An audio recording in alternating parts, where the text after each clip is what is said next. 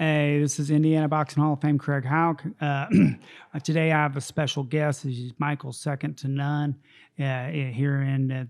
First of all, I'd like to thank my sponsors, Roof It Forward and Wave Media today. And Michael, I know you was a young kid, so the first thing I always ask everybody is, when did you start boxing? I mean, what age did you start boxing? How did this all start? Well, I was 12 years old when I first put a pair of boxing gloves on.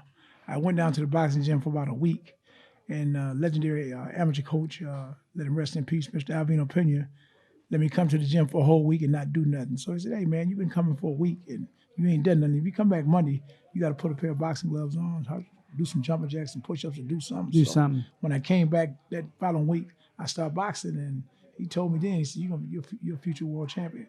I mean, he prophesied this back in '76. Oh, wow. That's pretty good stuff. Let him rest in peace, yes, sir. Yeah, yeah. And I know when you said you had a lot of amateur fights. What was your amateur career, you said? I want to say like 168, like 6 or 7. So, yeah, something like that. A lot of fights. And a lot of amateur fights. A lot of amateur fights. And then, you was a 1984 Olympic alternate. Yes, sir, yes, sir. And you got beat out by who in 84? Virgil Hill, he beat me out in the middleweight division to go to the Olympics. And Virgil Hill happens to be in the International Boxing Hall of Fame right now. Oh, no doubt about it. Yeah, he was a great fighter. Yes, he was. And he was a cruiserweight world champion, and he was a light heavyweight world champion. Yes, he was. Yes, he was. A great fighter. Yes. Yeah. So, and really what happened is there in that 1984 team, if you look at some of the alternates, Mike Tyson was the best alternate off that team when he got beat out by Henry Tillman. I mean, you think of that alternate team, Reggie Johnson. Yeah, no doubt about it. You think about that 84 team. A lot of good fighters come off that team. Yeah. No doubt about it. So I'm going to always ask him, the 1984 team or the 1976 team was set with Spinks? No, me and Spinks was just talking, and I said it'd be a real close encounter if you could turn back the clock and match the guys from 76 to 84. It'd be real competitive and some real classic fights. That's what I was thinking too. I mean, it'd be almost a draw, man, because you had from 106 all the way up to heavyweight. Or it was heavyweight at the time. We didn't have no super heavyweight, but it had just been competitive and great. And you had some warriors, man. You had great fighters. You had Ray Leonard from the 76 teams. You had Howard Davis. You had Lewis Curtis. You had Randolph. You had the Spinks brothers. You had Big John Tate. And then from the 84 team, you had legendary Mark Breland, legendary Pernell Whitaker, Melody Taylor, Paul Gonzalez. I know. Henry Tillman, Tyrell Biggs. Wow, you had some guys. Virgil Hill, Melody Taylor. So you had some very good fighters. Pernell Whitaker. He might have been the best on that team. Well, no doubt about it. He might have been the best on that 84 team. Let him rest in peace as well. That was the 84 team. But what's funny about it is Mike Tyson happened to probably achieve the most greatest in the long run, the most fame. What do you think? I think so. I mean, Mike got legendary status, and I mean, he deserves it. He worked hard, and he was a great champion.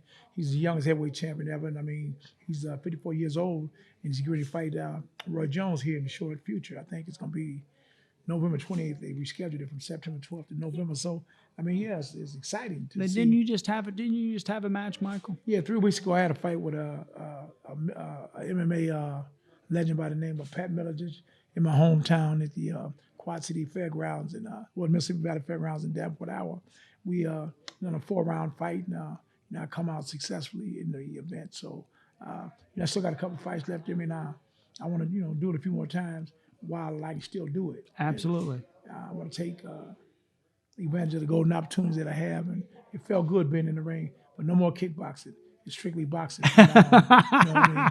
He's a legendary kickboxer. I got you, Michael. I got you, Michael. If I fight, I'm gonna just boxing, no more kickboxing. I know, and I was talking to you. I come down to your house and got to spend a little time with you. Tell them where exactly you're from. I'm originally from Davenport, Iowa. Born and bred in Mississippi, but I grew up in Davenport. Lived there for most of my life, and when I turned 21, I moved to Los Angeles, and up under the tutelage of Dan and Joe Goose, and went on to become the world middleweight champion. So. Davenport's my home, though. Yeah, I know. But what I was talking about, you move up and you win the middleweight world championship. Yes, I did. Okay, and I thought the Goosens saw a lot of potential in you. Is that Well, true? Go yes, ahead. they did. When I participated in the 1984 Olympics, my advisor, a guy by the name of Mr. Robert Sircon, let him rest in peace as well.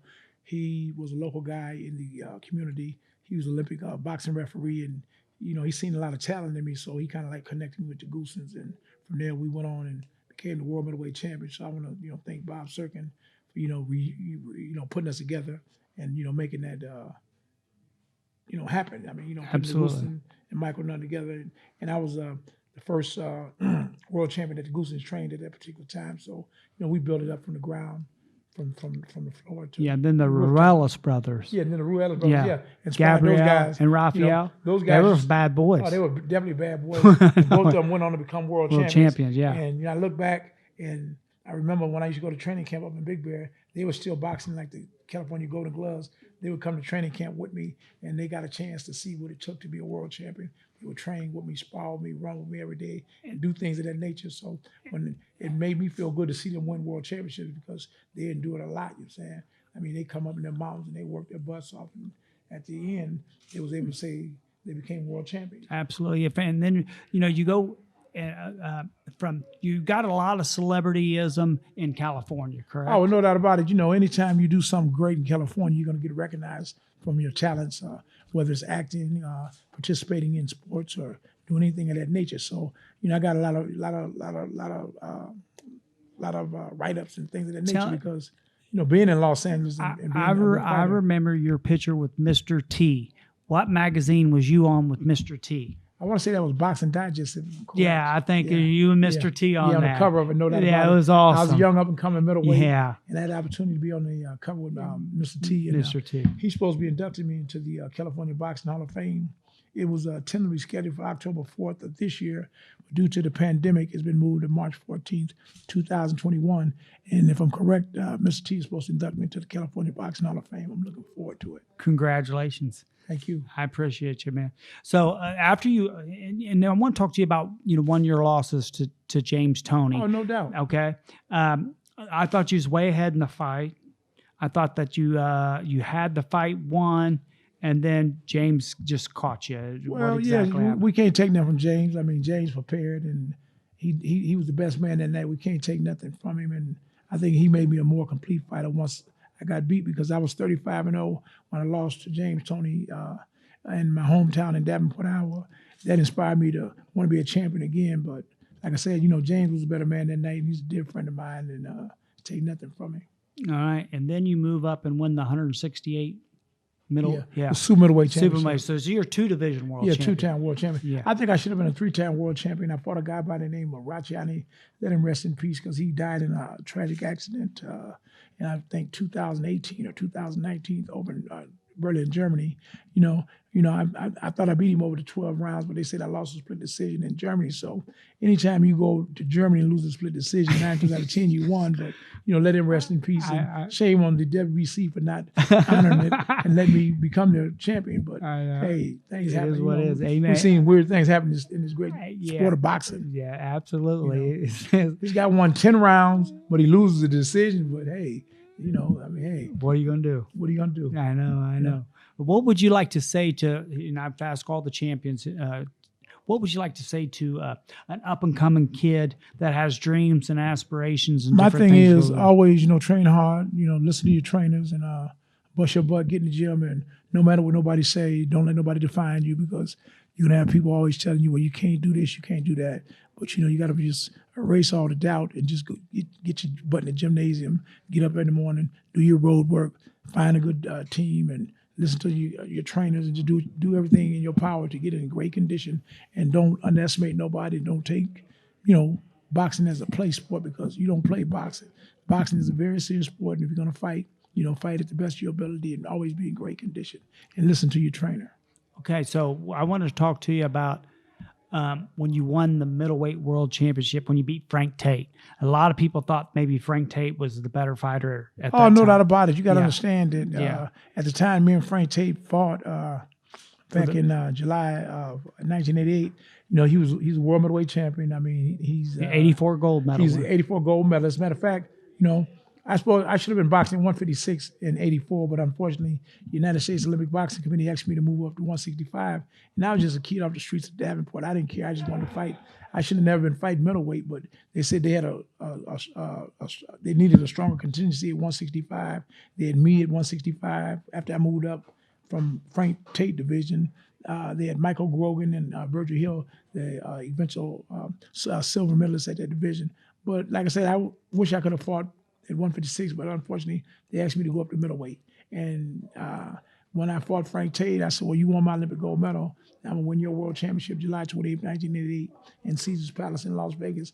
And I was able to stop him in 9 rounds. Oh, I think they should have stopped the fight in the 8th round. Yeah, but unfortunately, let him come back out. Yeah. And he had to take 25 unanswered punches. Yeah. Then Mills Lanes finally stopped the fight. But, Frank Tate's a dear friend of mine, a great fighter, and wish nothing but the best for Frank. What would you say was your greatest moment in your whole boxing career? Because, everybody goes back, obviously Buster's is knocking out Mike Tyson. Spinks is beating Larry Holmes. I would say probably me winning the world championship, but then, I defended my title so many different times, and I was able to win 2 different division world championships. But my most extraordinary bout would probably be beating Frank Tate, becoming the middleweight champion, and then knocking out Sambu Kalambe. Yeah, I remember that fight. It was on HBO. He was a premier middleweight, and they thought he was the best middleweight at the time. When I knocked him out, I iced him in 88 seconds of the first round. Yeah, I overhand remember. And left, and that was very. That was untrue. That was. Dramatic. I thought that was a fight that really helped you make more money. In my opinion, I needed. Because they're gonna stereotype you as a boring boxer, Right. not a slugger. You This can't and, punch, and can't then you do knocked, this, and then you knocked You him knocked out. out the best middleweight Yeah, in the world. well, that was So I unbelievable. think I needed that, and I thank God for giving me the strength and ability to be able to go out there and get him out of there in 88 seconds of the first round. That was amazing. Yes, it What was was. that? 88. 88 seconds of the first round. And I remember you being on an HBO, a KO magazine, and they had the best fighters in the world, and you was up there with a lot of the great fighters. Well, no doubt about it. They Sugar Ray Leonard. Yeah, and it made me feel honored because you had Ray Leonard that was a champion, you had Mike Tyson was a champion, Pernell Whitaker, Mark Breland, and guys of that nature, and they gave me a knockout of the year that year over a bunch of great fighters, man, and I felt really honored. What I'm saying, to come from a small community and be able to escalate to a high level like that, and to be able to go out there and do the things I've done. Hey, man, I'm very thankful. Well, you are eligible for the Indiana Boxing Hall of Fame. You did fight here one time,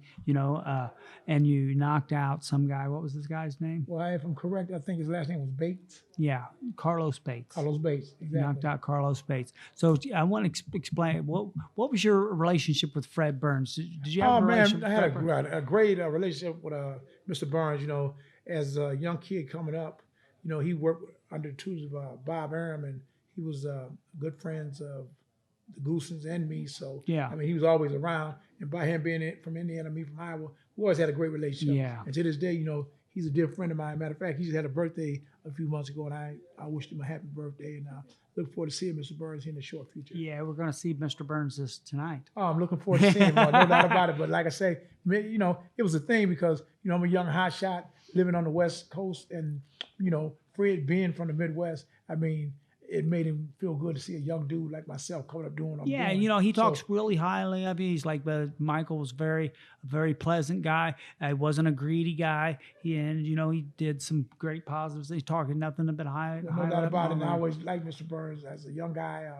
Coming up in the great sport of boxing, he was always in my corner, and I always enjoyed talking to him. So your biggest influence in boxing, would you say, the Goosens, or who would you say? No, I would say my mother. Okay. Don't get me wrong. The Goosens, they're on that map because they inspired me, and they had put me in the right structure for me to be able to go out and be able to demonstrate my talents and things. So I thank the Goosens, but my mother, she's probably my greatest inspiration. Yeah, she's been with you since day one. Yeah, no doubt about it. It's rock. Let her rest in peace. No doubt about it. Yeah. She always told me no matter what people say, because in the game you're always going to have people say what you can do and what you can't do. Absolutely. And you have a lot of naysayers, and then when you go out there and you prove them wrong, that's your greatest satisfaction. And she told me just keep on grinding, keep on swinging, and don't pay no attention. You know what I'm saying? Amen, say your prayers and just keep working, man. I'm with you And 100%. I was able to be able to overcome a lot of different obstacles and get to that mountaintop, and And I thank my mother for,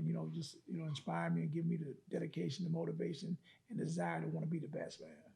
All right. So I remember you fighting a guy named Barclay. Oh my God. Dang, One of the that toughest guy, guys in the world. he never stopped. I mean, Yeah, he just he was kept relentless. swinging. This guy, I'm like, what is this guy on? I know. He was just in such great shape, and he had just lost, I think, a decision to Roberto Duran and lost his middleweight championship. So he was really hungry. Super hungry. Iran's a dear friend of mine. We talk pretty regularly. Matter of fact, we just spoke a couple weeks ago. Who knows? Maybe me and Iran will be on the Mike Tyson, Roy Jones undercard. No doubt about it, because we had a great fight back in the day, and do you want to it's a legend. Do you want to challenge Tyson or Jones? Both of them. That would be pretty cool. Yeah, well, no doubt about it, because Mike's a dear friend of mine, just as well as Roy Jones. Two great fighters, and I'm really looking forward to the event that they're going to have here in November of this year. So well, what's your take on that? What would be your take on that fight? I wouldn't want to make Mike Tyson mad. You know what I'm saying? No, I don't think I'm not going to say nothing bad about Mike Tyson. I don't want to fight Mike Tyson. Yeah. But I think it's going to be great for the sport of boxing. I think it's good for. We got two great legends. Yeah, it's going to be a big thing. Yeah, totally. I'm with you on that, Michael. And I'm going to give you the mic here for the last 2 minutes and tell you, just tell your story. How do you feel? What would you like to thank people, your fans, and the people that have supported you? And what's in your future from now on? Well, what's in my future is maybe being a boxing commentator. But I always wanted to work around the great sport of boxing. Boxing was good to me, and I want to be able to, give back and share some of the things I learned with the young kids and things that are coming up. First and foremost, I want to thank my family, my friends, my peers, and all my fans for, giving me all the support over these years and, always being there, riding with me and just, giving me the incentive and the desire to want to be the best. And all my sparring partners, my trainers, my kids, my fans. I just want to thank everybody, man, for just, holding me down, because people look at just what I do in the ring, but you got to understand that it took a lot of people to motivate me to get me to this point, because it's bigger than me, and I like to share the success with everybody, because teamwork makes the dream work. So it's a lot of people that was a part of Michael Nunn's success, and I want to share with everybody that deserves it. And when you get in the Hall of Fame, I'm coming out. What in the is it Nevada or California? No, it's going to be California. Yeah, yes, sir. California. Yes, and when is that date? It was tentatively scheduled for October 4th, but due to the pandemic, they switched the date from October 4th to March 14th of 2021. But I'm officially going in October 4th of this year. Okay, so I just got to get out there and get a picture with you and Mr. T together. No doubt about it, man. That's going to be it's going to be pretty tight. He's supposed to induct me, so I'm really looking forward to it. It's been a while since I've seen Mr. T, and I want to see him and be able to sit around and chit chat. We go a long way back, so really looking forward to it. Yeah, okay. 76 team or 84 team? Hey, it's a toss-up, man. Because you're biased. You can be biased because you're on the 84 team. But how do you really feel? The fights would have been so creative and so close, man, because you had such great fighters, man, like from both teams. Leonard. Oh, no doubt about it, because Michael Spinks, Leon Spinks, John Tate, and Big John Leo Tate. Randolph, you know what I'm saying?